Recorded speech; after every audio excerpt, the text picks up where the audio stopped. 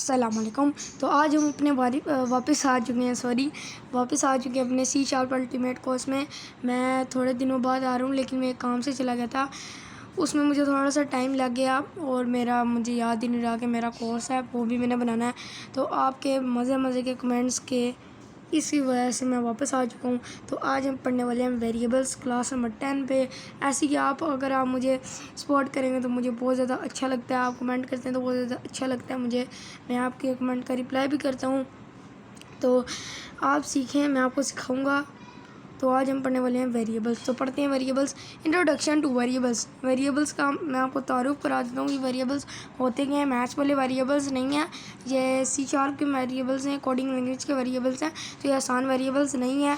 School में भी मुझे पता है आप नहीं पढ़ते होगे तो आपको ये समझ नहीं आई होगी स्कूल में, तो हाई स्कूल में नहीं समझ आई होगी, पर इधर मैं आपको ऐसे समझाऊँगा कि आप पढ़ो भी ना और आपको समझ आ दे, क्योंकि मुझे पता है आपने ना इधर पढ़ा ना इधर आपने नहीं पढ़ना, पर उधर भी नहीं आपने पढ़ा हुआ।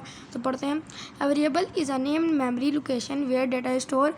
वेरिएबल एक ऐसी जगह होती है जहाँ पर डेटा स्टोर होता है। Variable can't have same names. जैसे हमने कॉन्स्टेंट में भी पढ़ा था, वेरिएबल्स के सेम नाम नहीं होते हैं। A variables values can be change during the association of the code. मैंने आपको पिछले प्रोग्राम में बताया था और ये मैथ्स में भी है कि constant value never be change, variable values change, के जब कोड हम लिख रहे होते हैं तो इन वेरिएबल्स की वैल्यू चेंज हो जाती है, जबकि कांस्टेंट की नहीं होती। Invalid declaration int 5a invalid था। इनवैलिड अगर आप लिखोगे int 5a तो ये ख़राब हो जाएगा, क्योंकि स्ट्रिंग a होगा, मतलब कि स्ट्रिंग जो होगा हमारा सेंटेंस कहते हैं उसको, कोडिंग लैंग्वेज में हम आगे पढ़ेंगे भी। और 5 वो समझेगा कि 5 हमारी क्लास है, जबकि हमें क्लास जो है वो हमने इंग्लिश को जो वर्ड है वो हमने क्लास रखनी है, और हमने जो मैथ्स के नंबर्स हैं वो हमने इसका डेटा रखना है। पर इधर आप देख सकते हो इनवैलिड में, यहाँ पर मैं आपको ज़रा मार्क करके दिखा दूँ। यहाँ पर देखो आप, यहाँ पर इनवैलिड में इसने 5 को पहले रखा हुआ है, यानी कि इसने 5 को क्लास बनाया हुआ है और a को इसने डेटा बनाया हुआ है। पर ऐसे नहीं होता। आपको जैसे कि आप इधर देख सकते हो, ये अच्छी है, ये वैलिड है, क्योंकि आप इसने a को क्लास बनाया हुआ है और 5 को डेटा बनाया हुआ है। ये भी हम पढ़ लेते हैं। Variables name can not start with a number. इसने बिल्कुल सही बात की है। वेरिएबल जो होते हैं, variables are whole number, variables are integer, integers are whole number. ये नंबर से शुरू होते हैं, ना कि इंग्लिश अल्फ़ाबेट से। तो आई होप आपको इतना समझ आ गया होगा। ये बात की चीज़ें हैं। चार डबल वूल, ये तो हम अपनी अगली क्लासेस में पढ़ेंगे। कोड आप देख सकते हो इधर, जहाँ पर डिक्लेरेशन, या आपके ऊपर कमेंट भी आ रहे हैं। कमेंट अगर आपने नहीं पढ़ा तो मैंने पढ़ाया हुआ है 3 या 4 क्लास में, तो आप जाके वहाँ पर कमेंट पढ़ लो पहले, वरना आपको ये समझ नहीं आएगी। यहाँ पर आप देख सकते हो डबल स्लैश से सिंगल लाइन कमेंट है। Declaring and initialising constant int variable 1 is equal to 5, integer variable 2 is equal to 12। ये हमने कॉन्स्टेंट में भी यही सेम चीज़ पढ़ी हुई है उधर। Changing values, variable 1 is equal to 10, variable 2 is equal to 20।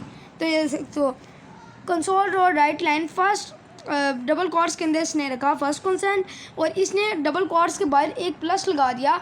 जैसे कि स्ट्रिंग कॉन्कैटेनेशन होते हैं, ये हम आगे पढ़ेंगे। और numbers are plus, numbers are sum and strings are constellation concatenation. तो इसलिए यहाँ पर स्ट्रिंग का काम हो रहा है। ये स्ट्रिंग हम आगे पढ़ेंगे। आपको अगर समझ ना आया तो आप डायरेक्ट ये लिख सकते हैं, आप क्लास का नाम लिख सकते हैं कंसोल और राइट लाइन।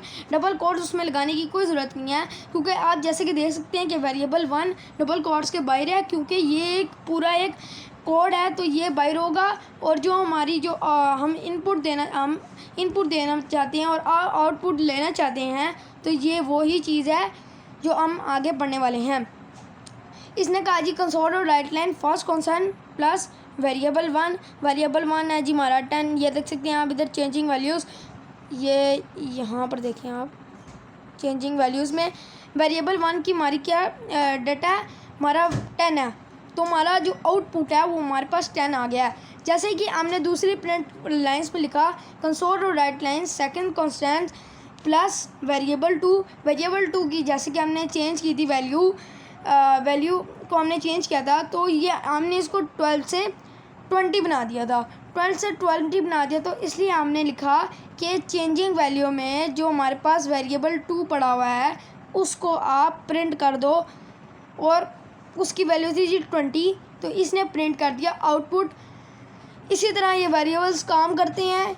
इनके वेरिएबल्स का आपको एक और बता दूं, इन वेरिएबल्स में हम आगे पढ़ने वाले हैं लैटरल्स। इसमें आपको पता चल जाएगा ये कि लैटरल्स होते क्या हैं, ये मैं आपको बताऊंगा अगली क्लास में। आई होप आपको आज का ट्यूटोरियल जो हमारा वेरिएबल्स पे है पसंद आया होगा।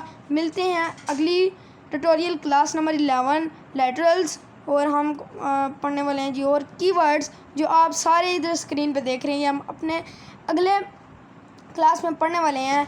तो मिलता हूँ आपको अगले क्लास में। Bye bye.